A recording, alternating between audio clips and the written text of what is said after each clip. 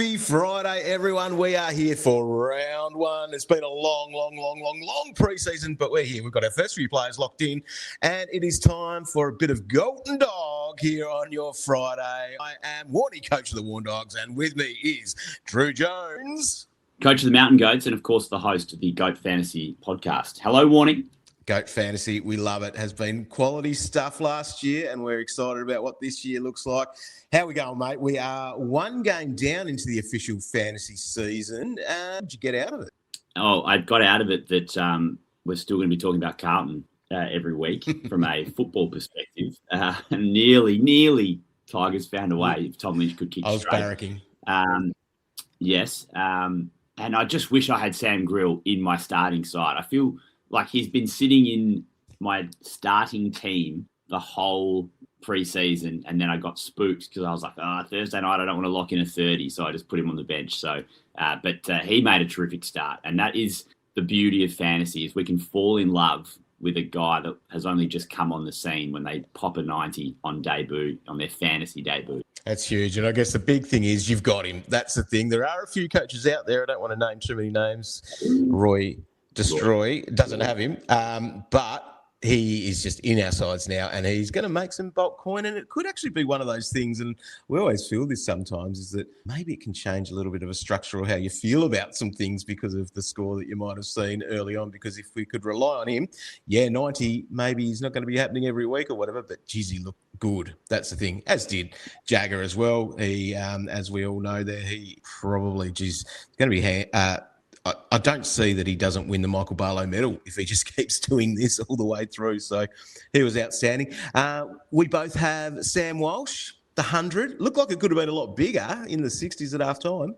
I just think even though the scores haven't blown us off the page, the role is so good and he's had such a good pre-season. At least we can lean on that. Like I think maybe he ends up being, he just scores averages just 100. And he'll be solid. He's not going to be a knockout pick. It doesn't look like his scoring is going to be through the roof, but at least it's not going to be a failed pick. Yep, exactly right. So anyway, they are locked away. Not too much more to say from that because we weren't really picking too many from this game. And I feel like it's a soft start to the weekend even. Like I feel like we probably won't be really doing a heap until tomorrow, until Saturday. So that's where I'm at. But let's get stuck into the teams. Now, we're not really mega talking ins and outs because, almost half the teams are yet to play. So there's no ins and outs like for the Bombers. However, the Bombers have a few of the cash cows for us, or players that are worth looking at because we've got debutantes there. So we've got Dyson Sharp in, who's probably the better of all of these debutantes. He's got them status to touch over 300k there. Huss, he's there, El Achka, and then the Condog, he's been named in the back line. I don't think we're going to go there, despite the fact that he's a 230k defender, where we feel like we're getting all these defenders. They're the big, that's the big names coming in there or being in the Bombers lineup. But for the Hawks, they have omitted Harry Morrison and Finn McGuinness. They bring in Cam McKenzie, and Ned Reeves is probably the name that is interesting for us in fantasy. The Meeky drafters might be some people that are going, we've got the dual ruck set up. But also because we have got all locked in there, most likely at D5 is Lockie Blackiston. So he's going to be coming up against two sort of big rucks. And, when we say season, they've been in the system for quite a long time and obviously hold their own. Is there anything in your head that's just going a little bit about Blackie at all? No, because I don't think we're relying on him scoring a lot from necessarily his hit-outs. I think he's going to get the ball around the ground. He's going to lay tackles. It's going to be a genuine all-rounder, like a James Hopes type of operator where he's just going to do a little bit of everything for us, and he's going to get us 65, maybe 70 on a good day. And for those who drafted Meek, do your research, because Reeves was always going to be involved this season, and the training reports made it very obvious that he was definitely in Sam Mitchell's plans. You just have to look around the league and see the tall ruckman with the good reach and centre bounce are going to play this year. So, sorry, Roy, again. I know this feels like it's a heavy shade thing on Roy. This whole podcast might be. So Dyson Sharp play half forward flank. I spoke to Andy McGrath sort of off camera at a Bombers event, and he said one of the most impressive things about Sharp has been that he has adapted to the running patterns as a half forward really quickly. And in his experience, young midfielders coming into the AFL that he's seen, that's the hardest thing for them, is to adapt to not playing midfield, because that's what they've done for their entire junior career. So, you look at someone like Elijah Sardis, just hasn't been able to become a first choice AFL player outside of playing as an inside midfielder. So you should have some confidence that Sharp is going to be able to play the role at half forward quite well. He probably picks up forward status as well, which will give us that flexibility. So I think he is a really good one to lock in on your bench as a centre. And then I wish I could just pick Max Kondogiannis just because of the name, the Greek freak. But excited to see how he goes. Look, sounds like he's going to be a pretty reliable backman for them. It's interesting that Jacob Farrow hasn't been selected first up. I think we all got pretty excited. I got excited just watching him at training, but then seeing consistent praise of his preseason, doesn't feel like he'll be far away. I just wondered, is there any part of you, Warnie, that would consider picking Farrow and taking Grill's score bench? This was the big question, isn't it? So seeing that 90 sitting there, we all want that. If you could get your rookie score being a 90 on field, that would be great. I just want to take 30 green dots is my biggest thing from this. However, Farrow would be the one, though. He's got the dual position status, so you're able to do a bit of work. It's even just the point that he's over 300K. I think that's the other thing in my head that doesn't sit awesomely with me about it, that you are taking that bit of cash there in saying that. If we think he's going to be there, the cash probably doesn't matter too much. But, yeah, he's not there now, so therefore it may not necessarily be he might not be there as soon as we'd hope him to be, to actually make the cash, which is what it's going to be about for him being there. It's a good one, though. He's probably the one, though, out of all of the players that we are looking at. It would be bold. With. It would be. So, Darcy Parish, is there any part of you what that about has if we are looking in your field, do you have sitting there Darcy Parish at the moment? I do, yeah. I've held really strong with Parish through the whole of the pre-season, and I don't think there's anyone who realistically thinks that he's going to go back to the type of scoring that we saw in his All-Australian year, but he is fit, he's had a full pre-season, and there's no buy. So for that price, I think he's a good pick, and he's clearly going to go at, let's hope, 15 to 20 points over what he's priced at. So I think Parish, for me, is a pretty safe pick at that price. Archie Roberts is the one for me. So yeah. I'm really high on Archie. Can you make a case for him being, your D2 going into round one? I think you can, especially with any question marks that you might have over Colby, for example, a little bit more expensive. But what we saw in that preseason was fantastic from Archie. Bombers, the halfbacks can score. He's going to get that midfield time, which I don't think will be as much as what we may have seen in the Pracky game, because you look at Zach Merritt and what his role was, and Zach's name slam bang in the middle again. So, that's not going to be there. But, yeah, the way he plays, he's got like almost that little pig tendencies about him. And it's probably an easy thing to say, a bit of a copy and paste of Nick Martin with what he did when he was doing that role. But I'm a big fan. I think that he can be there. My question marks and why he's not in my side right now as we speak, because they change, is the fact that, it's just that, I don't know, the 85, what's his best? What is the ceiling average that he might do? Is it 95? Then is that enough?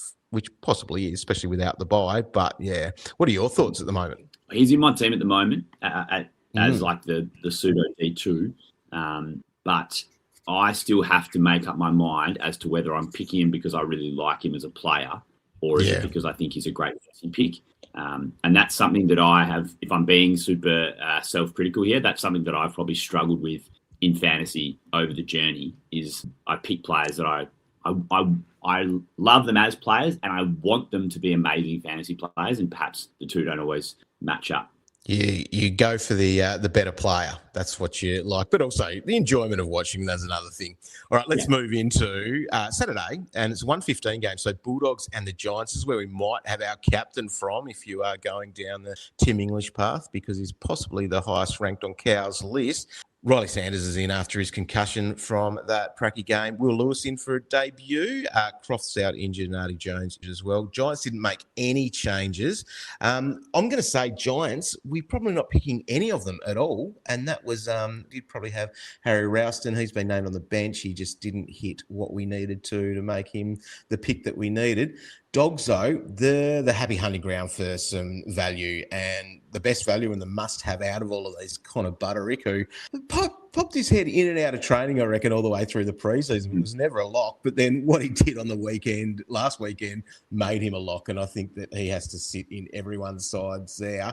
But the other ones, Lockie Jacks, I think he's a lock as well. D8-ish or whatever you want to call, but a bench player for now. But he is in that mix of all these defenders that have shown that they can score, especially in that game. Year into the system, we like that. Then the other one is the mature age pick, and that is old Michael Selwood, who is out there as well. Yeah, so Selwood, strong debut. I think he scored 75% of his points in one quarter. Yeah, and that would be the only that's the flag. Whether he can score consistently throughout the game. I think Lockie Jakes is a really solid pick, good player. The big surprise with Butterick was that he got such a large market share of their rebounding, like easily outscored Bailey Dale, who did go into the game under a bit of a cloud. But teams are pretty on to how damaging Dale is. So I wonder if now Butterick is just going to get 3 points because of extra attention that gets put on to Bailey. But yeah, I'll admit, I just didn't think well. I just didn't think that he would have the ceiling. Like I thought he was going to be a 65 sort of operator. So that has surprised me, but it makes it just an absolute slam dunk of a pick, doesn't it? He looked really good. So good news for us. But I don't know if I have the faith in just Bevo to pick too many dogs, like a Selwood or even a Will Lewis, who's a basement price forward. It is risky getting Bevoed. I mean, Fraser was talked up all season as being their third midfielder, and then didn't really get a look in. So things can change pretty quickly with Luke. That's it. So I think, you've got your value there in Butterick and also Jacks. Is Tim English your one, like most of us will probably ended up with? Yeah, it's probably taken me a little bit longer to come around to it, but I do like the fact that you can put the straight C on English and do it with a fair bit of confidence, because it appears that he is going to be able to sort of rise above the new ruck regulations and still score really well. And he's had a full preseason, which with Tim, he normally picks up some sort of injury at some stage. So I'm really buoyed by what we saw with Tim. The only Giant that has sat in my team is Toby Green, and I still really liked the role last week. But I think just with the bye and the unknown, and he just didn't put a score on either to make it its thing. Yeah. Right, let's move down the highway. You love going there for AFL tonight on a Thursday or Friday night, and that is Geelong and Fremantle, 4:15. That'll be at GMHBA Stadium. Cats, they played last week, so they've got some changes. Mitch Nevitt's been omitted, Ollie Henry too. James Warple's out with a finger injury. They bring in Dangerfield and Cameron, so the old stages there, but Mitchell Edwards to come in and, spend a bit of time in the ruck. No changes, obviously, for the Dockers because they didn't play, but they have gone with the ruck being Sean Darcy. So Cox is an emergency. And then we've seen Luke Jackson named on the ball. We'll get to that in a moment, though. But let's start with the Cats and Mitch Edwards. Can you trust Chris Scott? So we just talked about trusting Bevo. Could you trust him to be your bench ruck player if you're going down that route of locking McAndrew as R2? Depends if you want a red dot in the next few weeks. Right. Yeah. I think I love the selection by the Cats, and I would love them to show some faith in a young ruckman and actually give them a chance to establish themselves in the team. But Stanley's playing VFL practice games, like he's not far away from being fit to play and ready to come in. And then we know that the Blitzarves flexibility means at any time they can drop Edwards and move Blitzarves to be the number one ruck. I wonder if this week they're hedging their bets a little bit because, you've got Tracy, you've got Voss, you've got Amos, you've got Jackson, you've got Darcy. I feel like they need that extra tall. And with Stanley not quite ready and Toby Conway miles away, Edwards was the right play for this week, and whether it's just a horses for courses, I think that's something that's worth taking into account with Edwards. Yeah, and that's probably where it's sitting. And I think we might see some clubs do this when it is up against these guys, and we'll see how that plays out. I think that's, the flexibility coaches have been mentioning it a little bit, the two rucks on the bench. I think I heard Sam Mitchell saying that with, having Reeves in this week. That's one of the reasons, being able to have the extended bench that we have from last year. All right, let's look at that ruck then as well for Freo. So Darcy's in. I guess we expect him to play because he's had that interrupted preseason as he does. But then they've named Jackson on the ball. Did that just get your little goat brain thinking a little bit about what his output could be? Well, Jackson's been in my team the entire preseason. And I still think I predicted him to finish top 10 in the Brownlow. I think he's set for a big year. We just don't know what the scoring is going to be like. We don't know what the splits are with midfield. There's just so much unknown here with Jackson. I think he is an amazing R2, but I don't know if you want him as your R1, where he's most likely going to average somewhere between 85 to 95, somewhere in there. Maybe it's just better just to pay up for English. So if we're all going McAndrew at R2, then I think that rules Jackson out. If you don't trust McAndrew and you want to go safety, I would say Jackson's a great play as your R2. All right, a couple of other players just from here. Murphy Reid, has he been in and out of the Mountain Goats at all this year? Where do you sit with that one?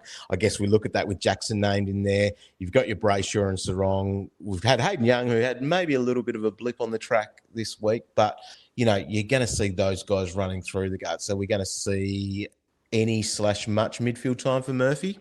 This is the big question. There's probably that one forward that we've all got in our team, and it's either Philippo or Shelley or Connor McDonald or Murphy Reid, and they're all very good at their primary position of forward, but they're threatening to knock down the door and be in the midfield, and we've got to make a decision on who that is. So, to be honest, there's part of me that thinks one of my trades next week will be to whoever has the best role. Yep. The thing with Murphy Reid is I don't think he's going to get proper centre bounce attendances, but I think that he'll roll up to a lot of stoppages. So it's quite possible that he'll spend a lot of time. Yeah, that Pracky game did look nice in that.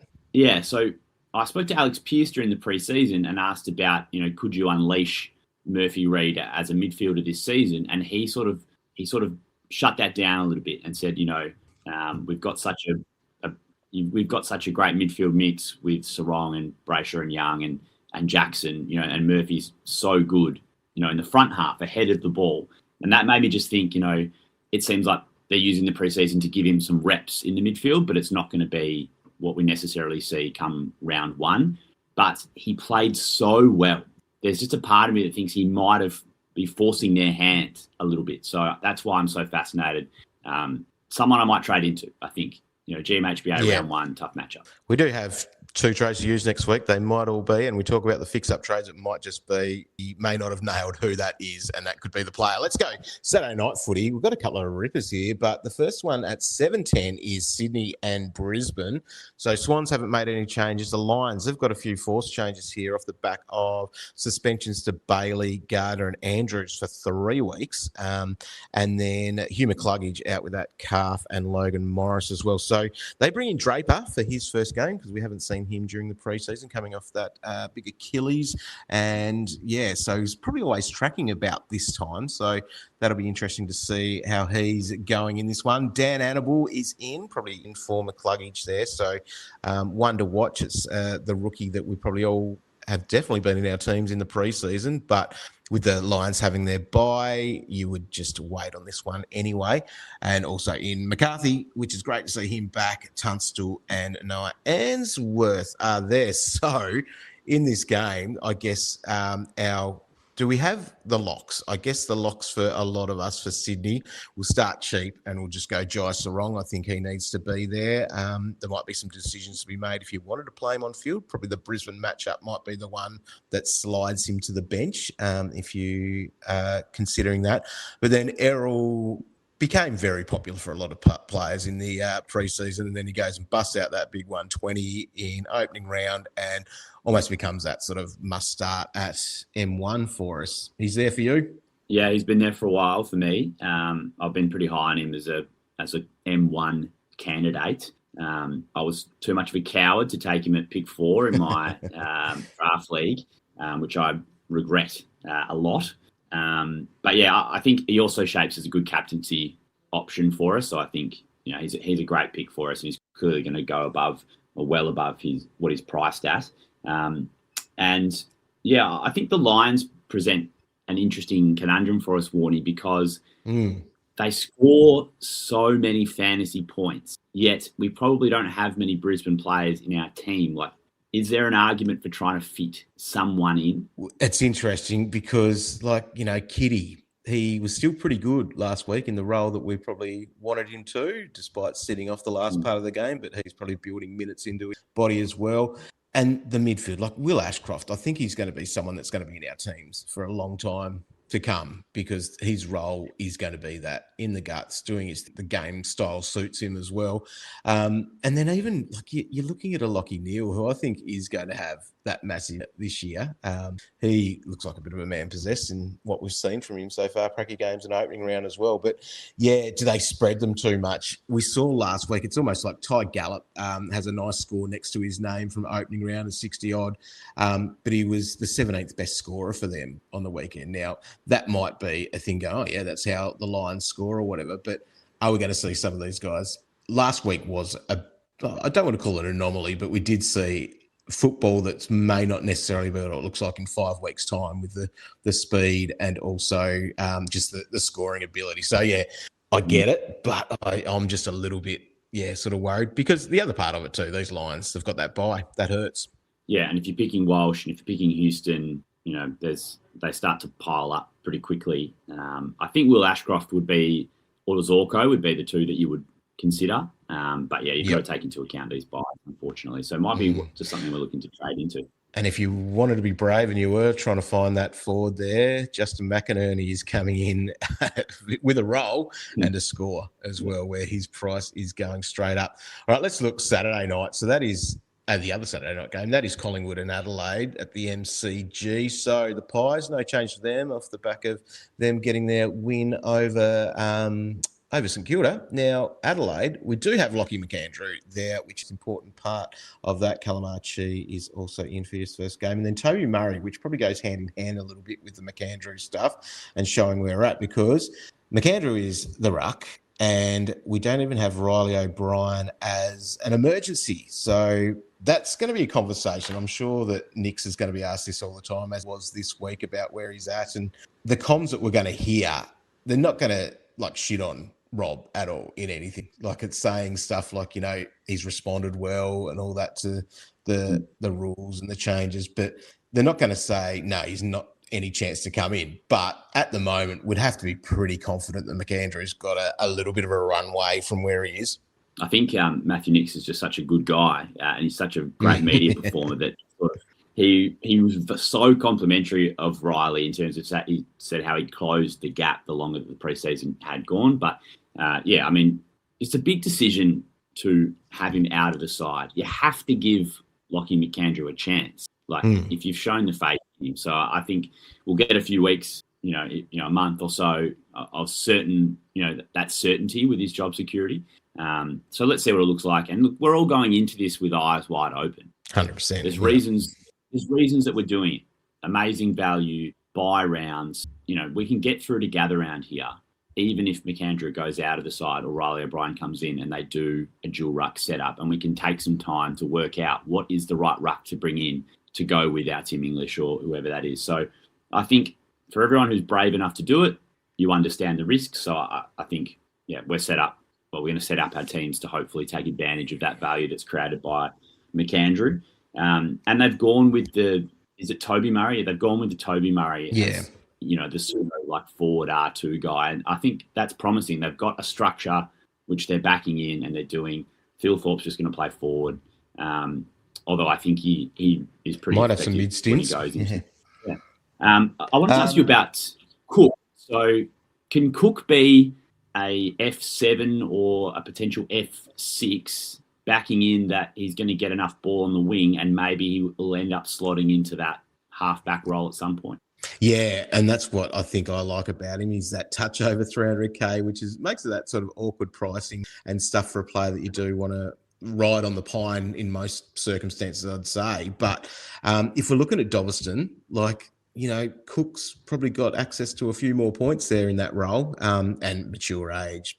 Been in the system for quite a while. It's not like he's a second-year player or anything like that. He's been there. So, yeah, I like that, and especially if it then does, the halfback thing does come to fruition. That's going to be a win for that. So he's been in and out of my side, and I think cash is probably the little thing that's probably stopping that being an absolute lock for me at the moment. Like, if he was exactly the same price as Dobberstein, I know who I'd be picking out of the two of them. But it's that, what is it? Must be about 40 odd K with what their difference is. So, so I do like that. What about then Rochelle? Is he the pick at the moment of your forwards? Because he is for me, but it's like we said before, it's probably the least confident position on our fields, I reckon, at the moment, who that forward might be. So Berry and Saligo coming into the team, I think you guys might have noted this last night on your team's pod. It's two full-time midfielders coming in is a bit scary.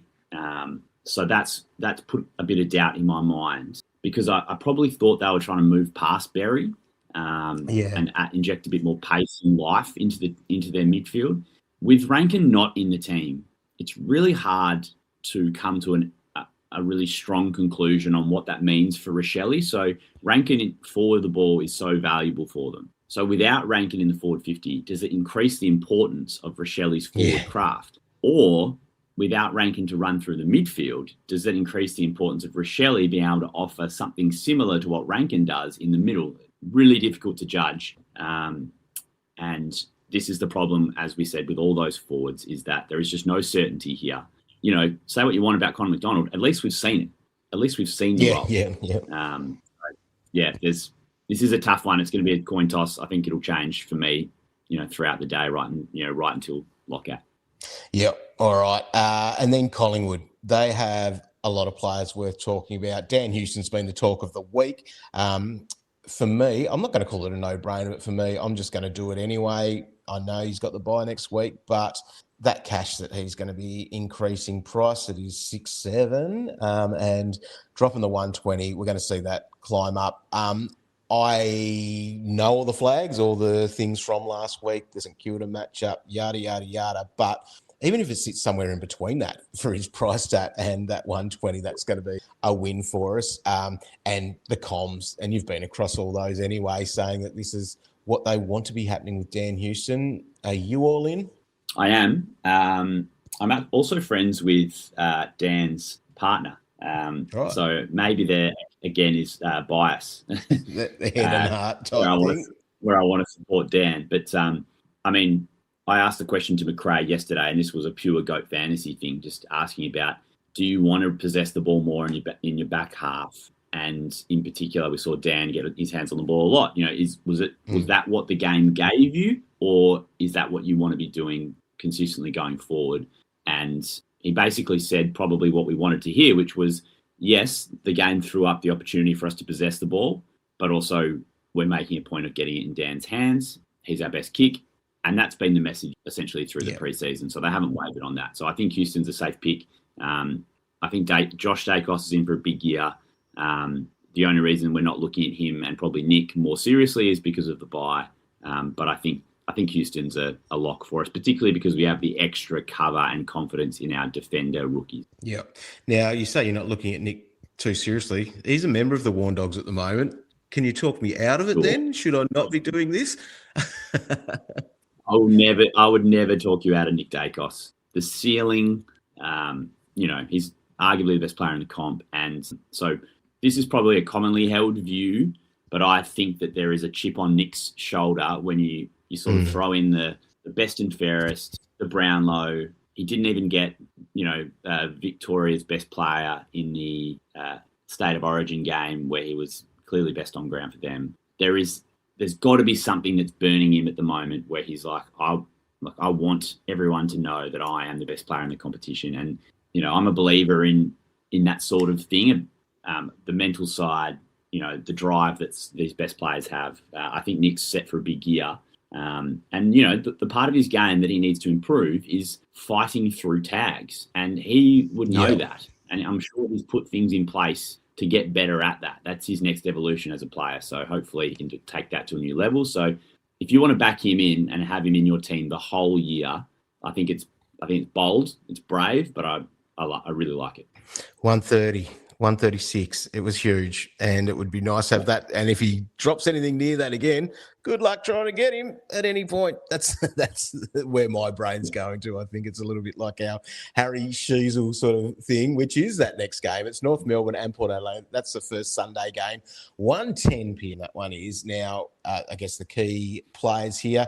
We've got Doveston and also Blamires. He is in the mature age player, and we saw him average 90-odd in the VFL last year. Going to play a half-back role, and he scored that 90-odd in his game about 3 days after he signed as an SSP. So he's been named there on that half-back. I think he's just turned into the easiest 230K midfielder lock that should be somewhere. Could even argue that he could be on your field, but definitely lock him on your bench if not. But that opens up a few interesting questions about this. The changes there, or not the changes, but for Port Adelaide, they've got another mature age pick there in Jack Watkins, who my big flag there is that Ollie Wines is out for 2 weeks suspension. He might hold his spot, but that's a bit worried. But Ware and Durden are also in for their club debuts in that. But yeah, let's talk this halfback, I guess, for North Melbourne. So if Tom's there, Colby's been training in the midfield. Have you spotted that with your eyes there when you've been on the goat track? Yeah, we talked about this probably the first time we did something this pre-season. And my view on this is it's like an upskilling exercise, and perhaps it's something they're exploring to unleash him in the midfield at times throughout the season, which I think, but given his skill set as a player, it makes a lot of sense. But his primary role is a halfback flanker for this team. I've named Finn O'Sullivan at halfback. Well, Finn's been playing in the midfield for the entire pre-season. So, yeah, I think the big question is how are they going to juggle with Blamires coming into the team? Like, what does that do to their halfback structure? Has Daniel been named? He is on... Oh, hang on. Where is he? Hang on. Have I missed him? No, he hasn't. So, Caleb Daniel's not playing, which is... Oh, no, I did not know that. Halfback, he is centre half pack actually named in the side. Sorry, I was looking on the flanks and the wings. My apologies. But no, he is. Sorry, he is there. He would be a halfback. So if you're going to share, like sharing this all around, Blamires, Daniel, and Colby. I don't think Riley Hardiman's in. So there's another halfback. Luke McDonald's been named in the extended squad. So there's a lot to go around here, and that's our biggest flag with Colby right now is that we just don't know what this back six, back seven quite looks like. But if he plays halfback at his price, then he's a great pick. He's a lock. He is. And even as a midfielder too, like this is probably the thing that shouldn't be lost in it all as well, is that that's what his natural position is. As a junior, he was a gun midfielder, averaged 112 for the Devils in the I was going to say TAC Cup in the NAB League as it was then.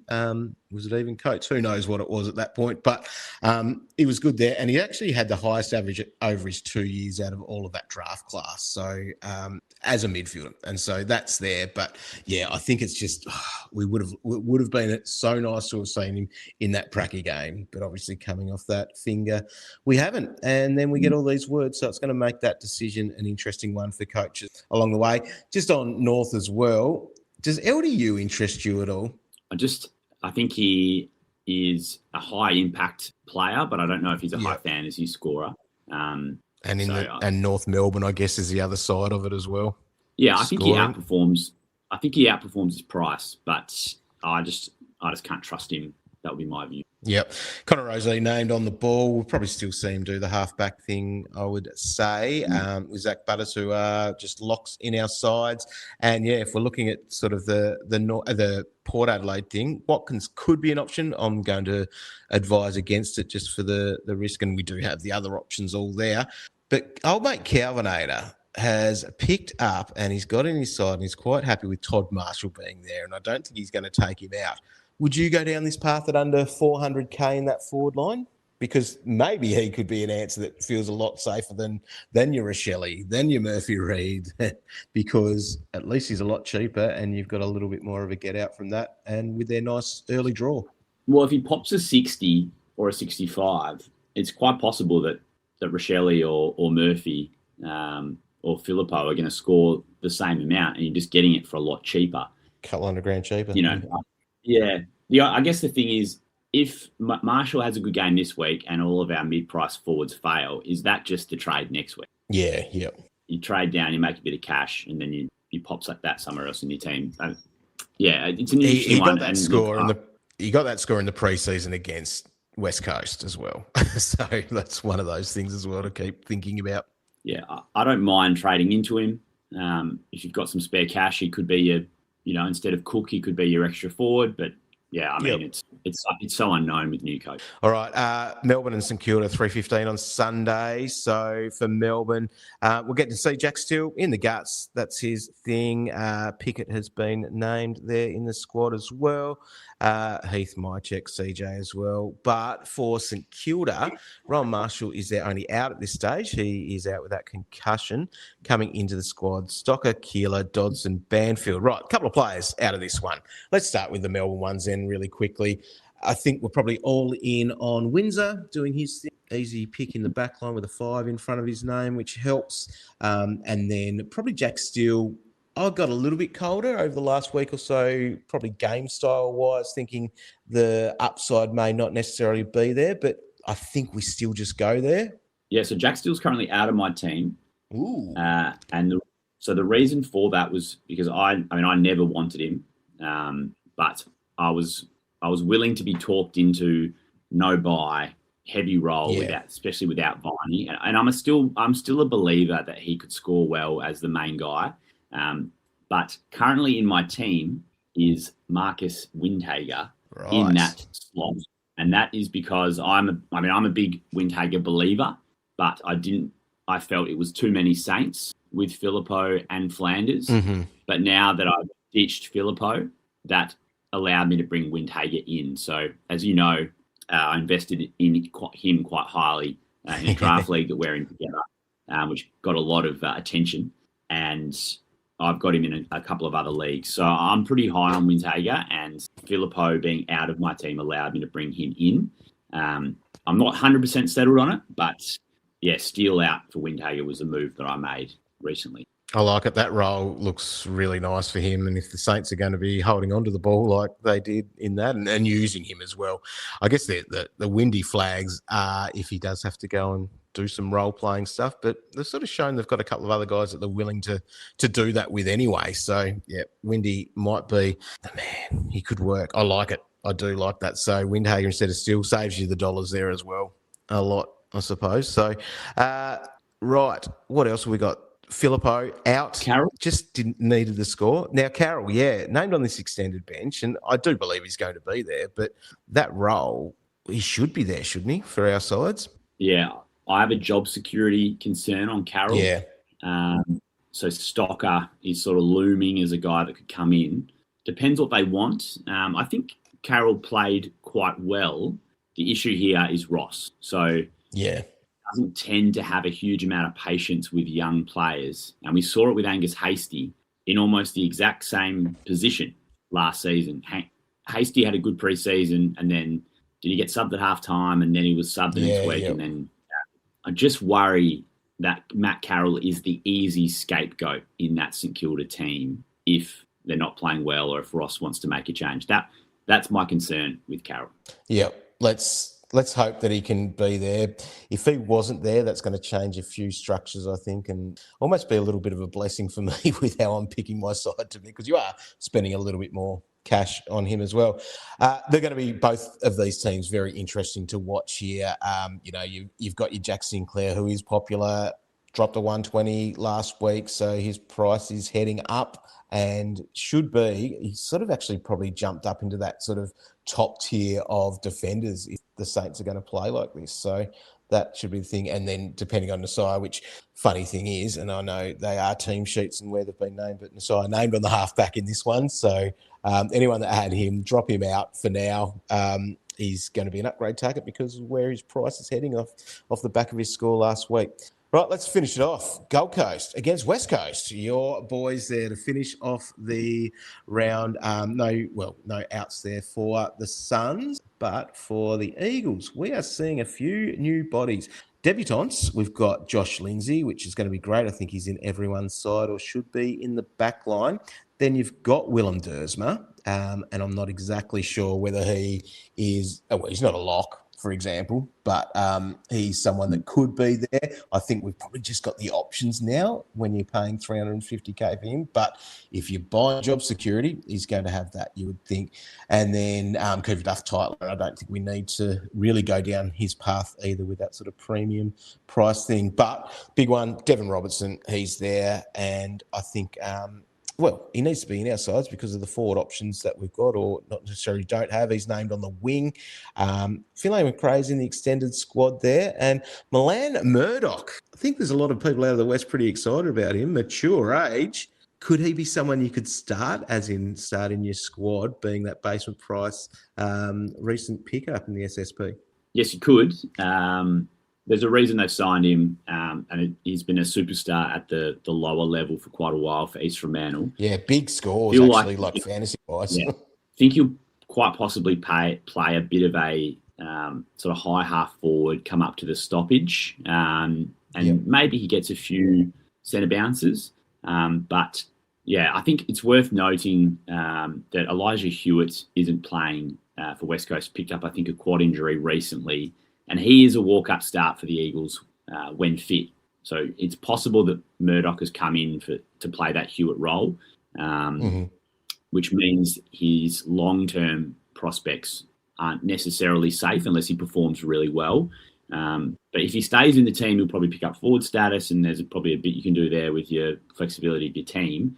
But he does have that advantage of being mature age. So there is some hope and some scope that he could be quite a good pick. All right. Okay, so in your side then, from the Weagles, you've just got the key ones there and those cheap guys in Dev, Lindsay. Did you go down the path of a Dersma or anyone else like that? No, I think the midfield options are good enough at the cheaper price range that you don't have to go with Dersma. I think he's a guy you pick in Supercoach because I think his quality of what he does with the ball will be quite high, but I don't think there will necessarily be a huge amount of quantity. So ultimately, Lindsay should score well off half back because he's going to be a designated kicker. And then Robertson is going to get some midfield time, lays tackles, does a lot of the hard things. So I think he's going to be a really reliable forward for us, whether you go F6 or F7. Duff-Tyler, great in the keeper league, but we're not picking him in salary cap. And then Suns, obviously they should have a big day here against the Eagles. We'll see some decent scores, which you could see from those midfielders like Noah Anderson, who Calvin did rank as his number one captain. Not enough for me to go and do it. Like if you had to put out a big score in opening round, which would see his price increase a fair bit, I probably could have been tempted, but I don't think I will. Got Will Powell named on the ball, so it could be another one of those defenders that you wanted to consider there. Didn't really score like we needed him to in that, but the role there, talking to role, that was the thing for me. But I don't know, the Suns, you're going with Lombard. Are you putting him on field? I think I am for this matchup. If you're sort of tossing up between him and Dev, that might be just my deciding factor on that. But otherwise we will get locked in and we'll see where we are at the end of this game. Yeah, I'm excited. I'm not particularly excited to sit down and watch this game, but I will do it as a loyal fan. I have some concerns about mentioned Petrarca as well. That's another one that obviously has just turned into a lock for us. But these guys, it could be a little bit ugly for your Eagles. I was surprised that Petrarca wasn't in Cal's top 5. I really like him as a captaincy option if you're brave enough to wait until the last game of the weekend to put the C on someone. It could have been that one if you did want to, if we were rolling with a red dot that you might have VC'd your England could go in Petrarca because he would feel pretty safe to go with as the skipper. All right, how you feeling? Nervous. I know there's a bit to do. I've got a bit of work to do this afternoon in building my team.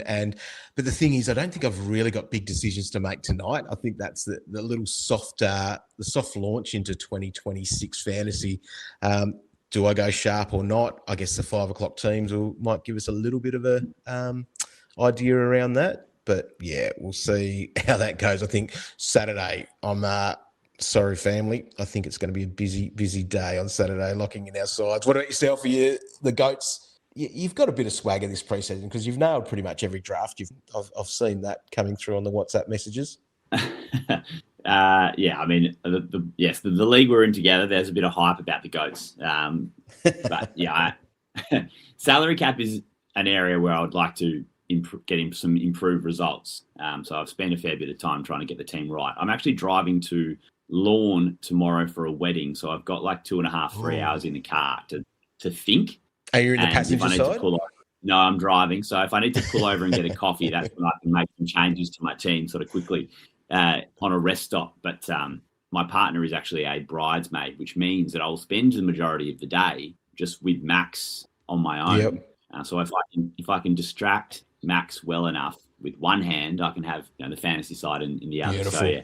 Well, pre-season over now, mate. So let's just get these teams locked in and we'll be right. And we're looking forward to everything that we can get from you while your fantasy classic team. You are improving with that, as you say. That's one of your goals this year. I think there's not much improvement needed on the news, though, because you are very good at that. Where can we find all of that stuff? Yeah, so the podcast will just operate as normal, updating whenever the news drops in the footy world. So, Goat Fantasy, wherever you get your podcasts, and then on Twitter, just at Goat Fantasy News. The numbers have been better so far this year than at any stage last year. So thank you for the support through the pre-season. And yeah, it's free content, and it's from someone who's out there asking questions and on the ground. So give the social accounts a follow. And we're definitely seeing a few of those questions coming from with a goat hat on as well, which is nice. So, all right, thanks, Drewy. Good luck this weekend, mate. We'll chat next week. Let's hope we come out of this weekend with decent enough teams. On you, mate. Catch you soon.